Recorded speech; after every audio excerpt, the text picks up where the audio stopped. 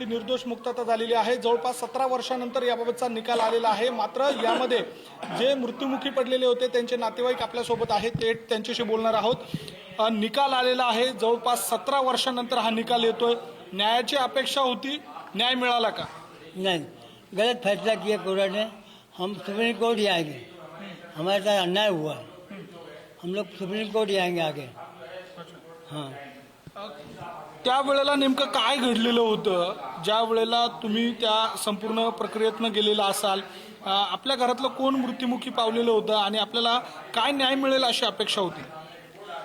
आमच्या हे होते की आम्हाला अन्याय भेटले, अन्याय नाही भेटला आम्हाला काय। हम आगे सुप्रीम कोर्ट ही आएंगे हम लोग।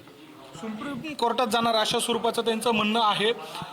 काय त्यावेळेला नेमकं घडलेलं होतं, काय तुम्हाला न्याय मिळेल अशी अपेक्षा होती? क्या फैसला हुआ था? आज का जो फैसला हुआ है ये इंसाफ का नहीं हुआ है। हम इंसाफ के लिए आगे हम सुप्रीम कोर्ट आएंगे।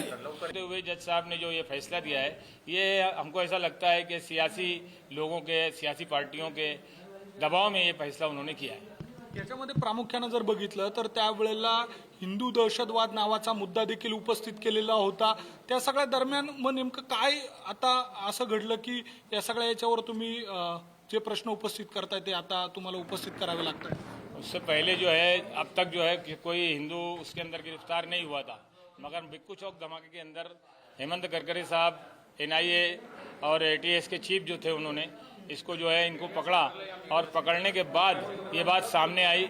वरना उससे पहले जहाँ भी धमाका होता था मुसलमानों को पुलिस गिरफ्तार करती थी और दूसरों को नहीं गिरफ्तार करती थी, उनकी निगाह भी वहाँ तक नहीं जाती थी। इसलिए ये बात सामने आई कि हिंदू जो है वो हिंदू यानी भगवा दहशतगर्द लोग हैं।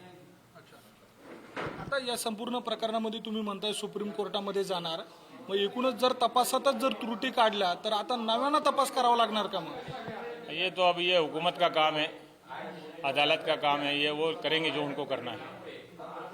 तुम्हाला काय अपेक्षा होती? आजच्या दिवशी काय निकाल येईल असं वाटत होतं? तुम्ही म्हणतात की तपास योग्य दिशेने केलेला होता, मात्र तपासातच त्रुटी काढलेल्या आहेत, जो पंचनामा केला गेला त्याच्यातच त्रुटी आढळून आलेल्या आहेत। बराबर है, हमारे मुल्क का जो तरीका है अव्वल वक्त में पंचनामा करने का, ये सब जो है मकामी पुलिसों के हाथ में होता है और वो लोग अपनी सोच और समझ के मुताबिक काम करते हैं, और इसलिए उन्होंने उसके अंदर जो है कमी ज्यादती की है। यही वजह से ये उसके अंदर खोट नज़र आ रही है, कमी नज़र आ रही है। एकूणच आपण बघतोय की जो मालेगाव बॉम्बस्फोटाचा जो निर्णय होता त्या निर्णयाच्या पार्श्वभूमीवर या संपूर्ण पीडित कुटुंबियांचं आणि इथल्या ज्या नातेवाईकांचं जे म्हणणं आहे ते बघतात ते सुप्रीम कोर्टाचा दरवाजा ठोठावणार आहे। एकूणच हा जो निर्णय झालेला आहे तो निकाल जो आहे तो त्यांना मान्य नाही अशा स्वरूपाचं त्यांचं म्हणणं या निकालानंतर आपल्याला पाहायला मिळत आहे। व्हिडिओ जर्नलिस्ट जय साबळेसह मी किरण ताजने, पुढारी न्यूज, मालेगाव, नाशिक।